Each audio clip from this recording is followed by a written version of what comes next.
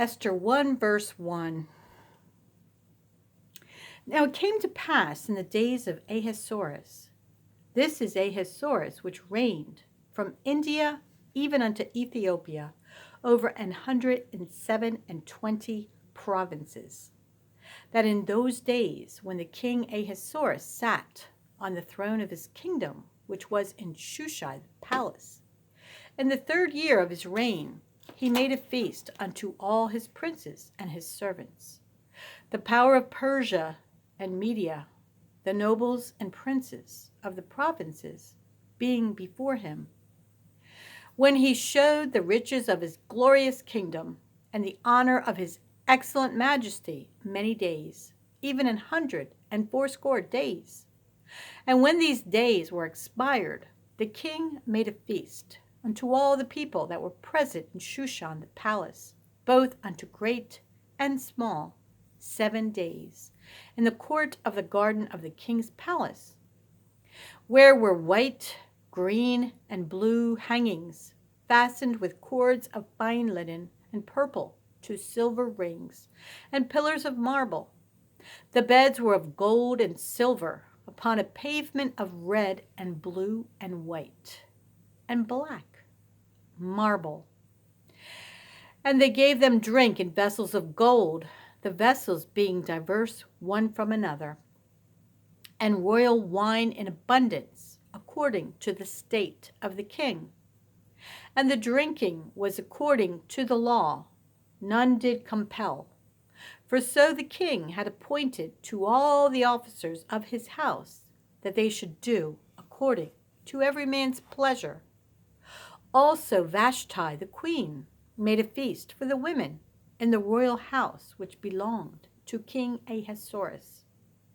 On the 7th day, when the heart of the king was merry with wine, he commanded Mehuman, Biztha, Harbona, Bigtha, and Abagtha, Zethar, and Carcas, the 7 chamberlains that served in the presence of Ahasuerus the king, to bring Vashti the queen before the king with the crown royal, to show the people and the princes her beauty, for she was fair to look on.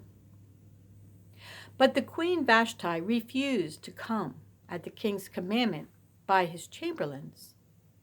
Therefore was the king very wroth, and his anger burned in him.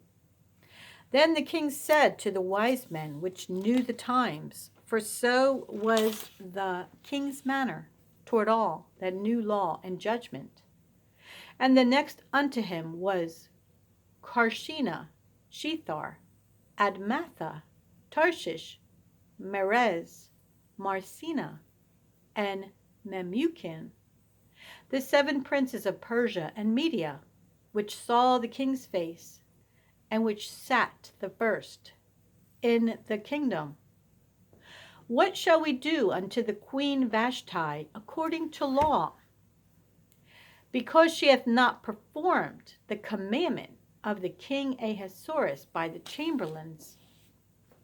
And Memucan answered before the king and the princes, Vashti the queen hath not done wrong to the king only, but also to all the princes and to all the people that are in all the provinces of the king Ahasuerus.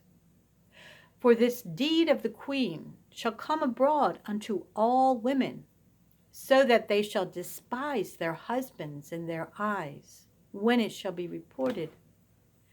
The king Ahasuerus commanded Vashti the queen to be brought in before him, but she came not. Likewise shall the ladies of Persia and Media say this day unto all the king's princes, which have heard of the deed of the queen. Thus shall there arise too much contempt and wrath. If it please the king, let there go a royal commandment from him, and let it be written among the laws of the Persians and the Medes, that it be not altered, that Vashti come no more before King Ahasuerus, And let the king give her royal estate unto another that is better than she. And when the king's decree, which he shall make, shall be published throughout all his empire, for it is great, all the wives shall give to their husbands honor, both to great and small.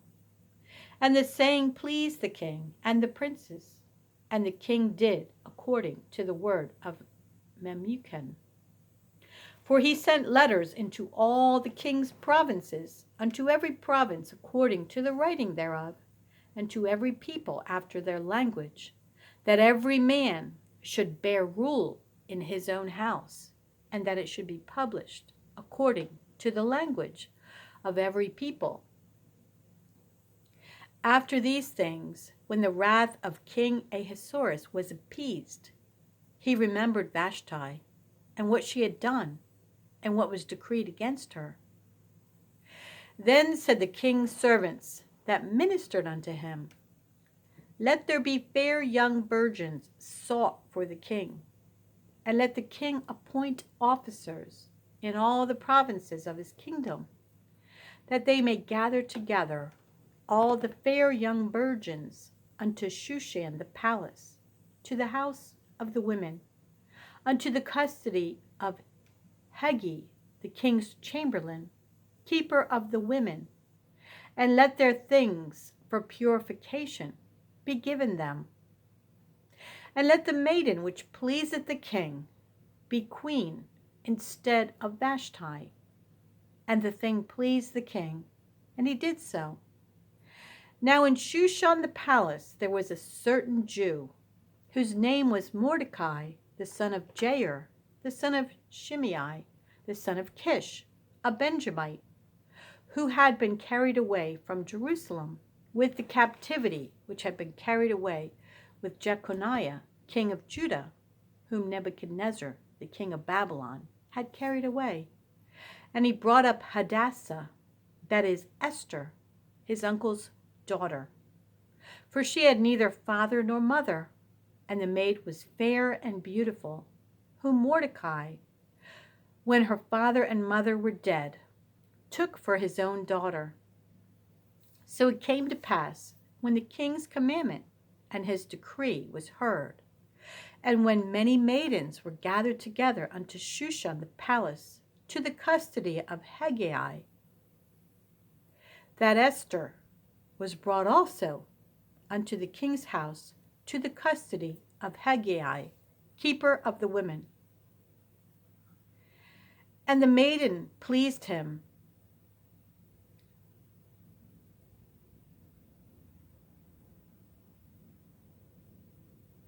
and she obtained kindness of him, and he speedily gave her things for purification, with such things as belongeth to her, and 7 maidens which were meet to be given her out of the king's palace, and he preferred her and her maidens unto the best place of the house of the women. Esther had not showed her people nor her kindred, for Mordecai had charged her that she should not show it. And Mordecai walked every day before the court of the women's house to know how Esther did and what should become of her.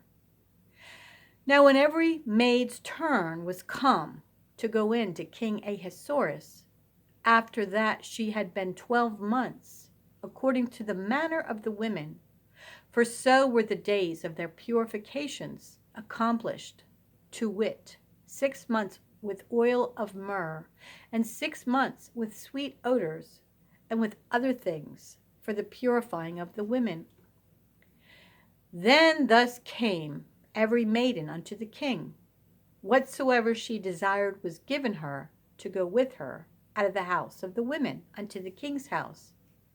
In the evening she went, and on the morrow she returned into the second house of the women, to the custody of Shashgaz, the king's chamberlain, which kept the concubines. She came in unto the king no more, except the king delighted in her, and that she were called by name. Now when the turn of Esther, the daughter of Abihail, the uncle of Mordecai, who had taken her for his daughter, was come to go in unto the king, she required nothing but what Haggai, the king's chamberlain, the keeper of the women, appointed. And Esther obtained favor in the sight of all them that looked upon her. So Esther was taken unto the king Ahasuerus into his house royal in the 10th month, which is the month Tebeth, in the 7th year of his reign. And the king loved Esther above all the women, and she obtained grace and favor in his sight more than all the virgins, so that he set the royal crown upon her head and made her queen instead of Vashti. Then the king made a great feast unto all his princes and his servants, even Esther's feast. And he made a release to the provinces and gave gifts according to the state of the king. And when the virgins were gathered together the second time, then Mordecai sat in the king's gate. Esther had not yet showed her kindred nor her people, as Mordecai had charged her. For Esther did the commandment of Mordecai, like as when she was brought up with him. In those days, while Mordecai sat in the king's gate, 2 of the king's chamberlains, Bigthan and Teresh, of those which kept the door, were wroth, and sought to lay hand on the king Ahasuerus. And the thing was known to Mordecai, who told it unto Esther the queen. And Esther certified the king thereof in Mordecai's name.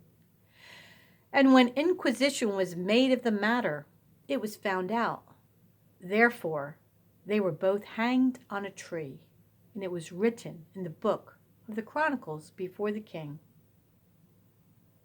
After these things did King Ahasuerus promote Haman, the son of Hammedatha, the Agagite, and advanced him, and set his seat above all the princes that were with him. And all the king's servants that were in the king's gate bowed and reverenced Haman, for the king had so commanded concerning him. But Mordecai bowed not, nor did him reverence. Then the king's servants, which were in the king's gate, said unto Mordecai, Why transgressest thou the king's commandment? Now it came to pass, when they spake daily unto him, and he hearkened not unto them, that they told Haman to see whether Mordecai's matters would stand, for he had told them that he was a Jew. And when Haman saw that Mordecai bowed not, nor did him reverence, then was Haman full of wrath, and he thought scorn to lay hands on Mordecai alone. For they had showed him the people of Mordecai, wherefore Haman sought to destroy all the Jews that were throughout the whole kingdom of Ahasuerus, even the people of Mordecai. In the first month, that is the month Nisan, in the 12th year of King Ahasuerus, they cast pur, that is the lot, before Haman from day to day, and from month to month, to the 12th month, that is the month Adar. And Haman said unto King Ahasuerus, There is a certain people scattered abroad and dispersed among the people in all the provinces of thy kingdom, and their laws are diverse from all people. Neither keep they the king's laws. Therefore it is not for the king's profit to suffer them. If it please the king, let it be written that they may be destroyed, and I will pay 10,000 talents of silver to the hands of those that have the charge of the business, to bring it unto the king's treasuries. And the king took his ring from his hand, and gave it unto Haman the son of Hammedatha, the Agagite, the Jews' enemy. And the king said unto Haman, The silver is given to thee, the people also, to do with them as it seemeth good to thee. Then were the king's scribes called on the 13th day of the first month, and there was written according to all that Haman had commanded unto the king's lieutenants, and to the governors that were over every province, and to the rulers of every people of every province, according to the writing thereof, and to every people after their language. In the name of King Ahasuerus was it written, and sealed with the king's ring. And the letters were sent by posts into all the king's provinces, to destroy, to kill, and to cause to perish all Jews, both young and old, little children and women, in one day, even upon the 13th day of the 12th month, which is the month Adar, and to take the spoil of them for a prey. The copy of the writing for a commandment to be given in every province was published unto all people, that they should be ready against that day. The posts went out, being hastened by the king's commandment, and the decree was given in Shushan the palace. And the king and Haman sat down to drink. But the city Shushan was perplexed. 1 Corinthians 11:17-34. Now in this that I, Paul, declare unto you, I praise you not, that ye come together, not for the better, but for the worse. For first of all, when ye come together in the church, I hear that there be divisions among you, and I partly believe it. For there must be also heresies among you, that they which are approved may be made manifest among you. When ye come together, therefore, into one place, this is not to eat the Lord's Supper. For in eating everyone taketh before